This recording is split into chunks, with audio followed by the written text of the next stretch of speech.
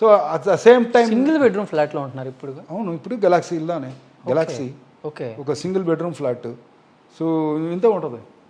So అందులోనే ఉంటాడు ఆయన. పైన అట్లాంటిదే ఫాదర్ మదర్ సలీం గారు, the greatest Salim sir. Form only fathers, form ఒకటే పెద్దది, మిగతాదన్నీ బీయింగ్ హ్యూమన్. అది అన్నిటి వాళ్ళకి వీళ్ళకి అని ఖర్చు పెడతా ఉంటాడు. ఓకే.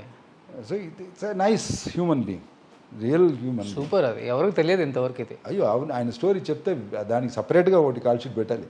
సో అట్లా ఫుల్ స్టోరీ అయింది.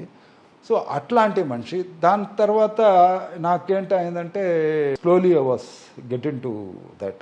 సో నేను స్క్రిప్ట్లో కూర్చునేది వాళ్ళకి చాలా ఇదయింది. సో ఇట్లాగా అవుతుందా అనే ఫీలింగు. సో నెక్స్ట్ నేను మల్టీప్లెక్స్ కొట్టాలి మాస్టర్జీ అని చెప్పి మాట్లాడేసిన స్ట్రైట్ స్క్రిప్ట్ తీసుకొచ్చి దబంగ్ బిగర్ హిట్.